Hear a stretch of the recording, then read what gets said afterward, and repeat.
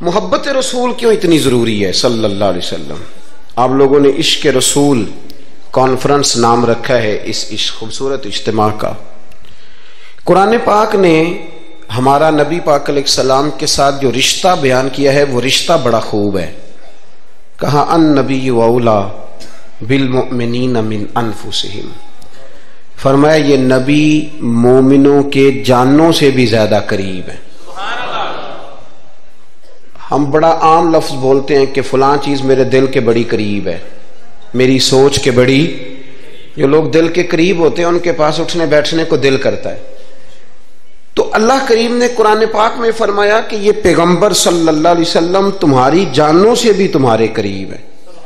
اور حضور نے وضاحت کر دی، نبی پاک نے وضاحت کر دی۔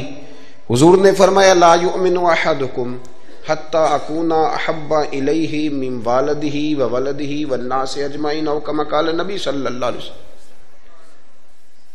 فرمایا تم میں سے کوئی اتنی دیر تک مومن ہو ہی نہیں سکتا جب تک ہر چیز سے بڑھ کر مجھ سے پیار نہ کرے۔ ایک مثال دے لوں، بات آسان ہو جائے گی۔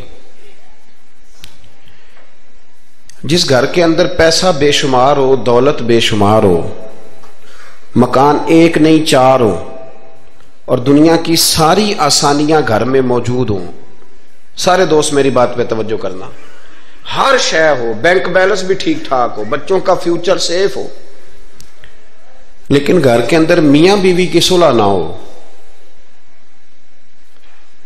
بچے کہتے ہیں گھر میں ہر چیز ہے پر امی اور ابا کا جھگڑا ہر وقت جاری رہتا ہے، وہ گھر صحیح چلتا ہے؟ آپ نے بولنا اس لیے نہیں کہ یہ باتیں لوگ، یہ گھر کے اندر کی باتیں ہیں نا۔ حالانکہ پاکستان کا تجزیہ یہ ہے کہ 95% میاں بیوی کے حالات ٹھیک نہیں پاکستان، یہ سرکاری اعداد و شمار ہے۔ 95% گھروں میں اختلاف رائے۔ یہ بات ذہن میں بٹھا لیں کہ میاں بیوی کا اگر اتفاق نہیں نہ ہوتا تو وہ کہیں کہ گھر میں کوئی بھی خوشی رہے گی تو یہ ممکن ہی نہیں، یہ سوال ہی نہیں پیدا ہوتا۔ 6 بچے ہوتے ہیں اور شادی کو 24 سال گزر جاتے ہیں، پھر بھی طلاق ہو جاتی ہے، اس لیے کہ میاں بیوی کے لیے سب سے ضروری چیز آپس کی محبت ہے۔ اور یار کیا خوبصورت انداز ہے میرے رسول پاک علیہ السلام کا، جتنی شاندار طبیعت حضور نے مولا علی شیر خدا کی تھی اتنی کوئی کر سکتا ہے؟ اور جتنی اعلیٰ ترین تربیت اور حسن سیدہ فاطمہ کو اللہ نے دیا کسی اور کو مل سکتا ہے؟ لیکن میرے نبی پاک علیہ السلام نے ان کی شادی کے بعد ان کو اکٹھے بٹھا کے ان کے سر آپس میں جوڑ کے ہاتھ اٹھا کے دعا کی تھی کہ اے اللہ ان کے درمیان محبت پیدا فرما دے۔ میاں بیوی کے درمیان جو سب سے اہم چیز ہے وہ محبت ہے۔ بچے کہتے ہیں ہم کدھر جائیں، ابا کی سنیں کہ اماں کی سنیں؟ اور اکثر گھروں میں بچوں کی تربیت رک جاتی ہے اس لیے کہ میاں بیوی کا سلوک نہیں ہوتا، تباہی اتر جاتی۔ گھر کے اندر ہر شے ہے پر ان کا پیار نہیں۔ پتہ یہ چلا کہ گھر میں محبت نہ ہو تو گھر نہیں چلتا۔ اگر محبت کے بغیر ایک گھر نہیں چل سکتا تو محبت مصطفیٰ کے بغیر دین کیسے چلے گا؟ گھر نہیں چلتا میرے بھائی، ٹوٹ جاتا ہے، بکھر جاتا ہے۔ سارا کچھ ہونے کے باوجود میں نے مردوں کو روتے ہوئے دیکھا ہے، عورتیں تو روتی ہیں، میں نے مردوں کو روتے ہوئے دیکھا ہے کہ کیا کروں 4 بچے ہیں پر اس کو نہیں سمجھ آتی، وہ پاگل ہے، مہربانی کریں وہ سیانی ہو جائے، میں بچوں کے لیے پریشان ہوں، کدھر کیا کروں؟ یعنی عورت اگر وفادار اور پیار کرنے والی نہ ہو تو مرد کو آنسو نکل آتے ہیں کہ یہ سیانی ہوتی تو میرا گھر بن جاتا۔ او بھائیو، پیار بڑا ہی ضروری ہے، یہ محبت بڑی ضروری ہے، اس کے بغیر نہیں نظام چلتا۔ محبت ہو جاتی ہے نا۔ چلیں ایک واقعہ سناتا ہوں آپ کو، بات زیادہ مضبوط ہو جائے گی۔ داتا گنج بخش علی حجویری داتا صاحب نے لکھا ہے، یہ آج کل کا جو جدید نوجوان طبقہ ہے وہ ذرا بات جلدی سمجھ جائے گا۔ داتا صاحب رحمۃ اللہ لکھا ہے، حضرت عبداللہ بن مبارک رحمۃ اللہ علیہ سے کسی نے کہا کہ آپ بڑے زبردست محدث ہیں اور اتنی وارفتگی والے صوفی کم ملتے ہیں جتنے آپ ہیں، وجہ کیا ہے؟ تو حضرت عبداللہ بن مبارک فرمانے لگے مجھے نہ توبہ کرنے سے پہلے ایک عورت سے عشق ہو گیا تھا، عورت سے۔ بڑی توجہ سے بات سمجھنا۔ آپ فرماتے ہیں میرا گھرانہ نمازی تھا، یہ داتا صاحب نے لکھا ہے کشف المحجوب میں۔ حضرت عبداللہ بن مبارک فرماتے ہیں کہ جس عورت سے مجھے عشق ہو گیا نا، اس کے محلے میں جا کے میں عشاء کی نماز پڑھتا تھا، اور پھر ساری رات میں اس کے گھر کے گرد رہتا تھا. وہ آدھی رات کو تھوڑی دیر کے لیے چھت پہ آتی تھی، دو ایک باتیں ہوتی تھیں، میں لوٹ آتا تھا. فرماتے ہیں ایک رات میں نے عشاء کی نماز اس کے محلے میں جا کے پڑھی. قاری صاحب نے نا کچھ آیات لمبی پڑھا دی تو مجھے غصہ آیا. کہہ دیتے نا لوگ مولویوں نے کام کو نہیں، سانو تے اور بھی ہیں. تو کہتے ہیں کہ نماز لمبی پڑھا دی تو مجھے غصہ آیا کہ جلدی پڑھاؤ. فرماتے ہیں نماز وہاں پڑھی، سخت سردی تھی، رات لمبی تھی. میں اس کے گھر کے گرد جا کے نا تو منڈلانے لگا، چونکہ مجھے اس سے محبت تھی. فرماتے ہیں کہ 1 گھنٹہ 2 گھنٹے 4 گھنٹے 5 گھنٹے حتیٰ کہ سحری کا وقت ہو گیا، پاؤں پھوٹنے لگی. تو وہ نا بھاگتی بھاگتی چھت پہ آئی اور کہنے لگی کہ گھر میں رش بڑا ہے، مہمان زیادہ ہیں، آج بات نہیں ہو سکے گی.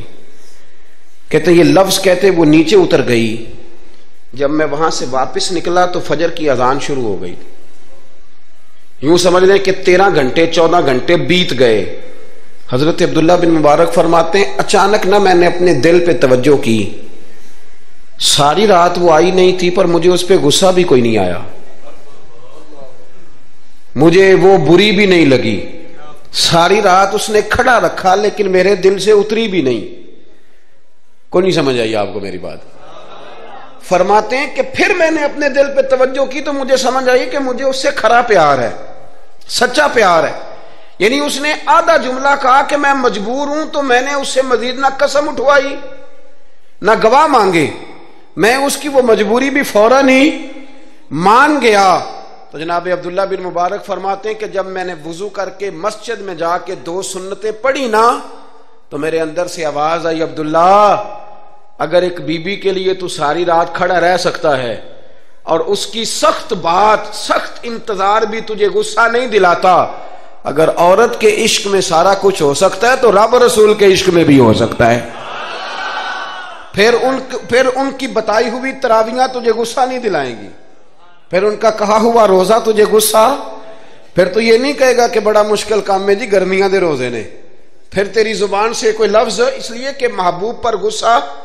وہ کسی اردو کے شاعر نے کہا تھا کہ اس نے کہا تھا عشق ایک ڈھونگ ہے، تو میں نے کہا تجھے عشق ہو خدا کرے، پھر کوئی تجھے اس سے جدا کرے، پھر تو اسے تسبیحوں پہ پڑا کرے، پھر تو گلی گلی پھرا کرے، پھر تو اسی کا نام جپا کرے، پھر میں کہوں کہ عشق ایک ڈھونگ ہے اور تو نہیں نہیں کہا کرے. ایک صاحب نے مجھے ایک دفعہ فون کیا، ہمارے سنگی ہیں، وکیل ہیں، بیوی ان کی پروفیسر ہیں. کہنے لگے جی آپ کے ایک بزرگ نے کہا ہے کہ صحابہ نبی پاک صلی اللہ علیہ وسلم کا بول مبارک پیشاب مبارک پی جاتے تھے. لوگوں کو بڑی جلدی ٹینشن ہونے لگ جاتی ہے ان چیزوں کی، بڑی جلدی. اس رستے کے مسافر نہیں نہ ہوتے، اس رستے کے مسافر نہیں. انہوں نے کہا جی کہ صحابہ حضور کا لعاب دہن اپنے چہرے پہ مال لیتے تھے، ناک سے رینٹ نکالتے تھے تو مال لیتے تھے. یہ کیسے ہو سکتا ہے؟ میں نے ان سے کہا کہ تمہاری عقل میں بات نہیں آئے گی، تمہارا شعبہ نہیں نا، تمہارا یہ شعبہ. کہنے لگے آپ سمجھا دیں. تو میں نے کہا بھائی سنو، آپ کی بیوی امیر خاندان سے ہے، ہماری بچیاں جو پڑھی لکھی ہوتی ہیں نا امیر خاندان سے ہوتی ہیں، یہ جب کسی کے گھر جاتی ہیں نا تو ان کا بچہ پیشاب کر دے تو انہیں بڑی بدبو آتی ہے، اور اگر وہ کہہ کر دے تو یہ بھی کہہ کرنے لگ جاتی ہیں. ہوتا ہے کہ نہیں ہوتا؟ اور گھر آ کے کہتی ہیں وہ بڑے جاہل ہیں، صفائی نہیں کرتے، بچے نے ادھر ہی پیشاب کیا ہوا تھا، میں تو جو کھا کے گئی تھی وہ بھی باہر آ گیا. کہنے لگے جی بالکل یہ بھی ایسے ہی کرتی تھی.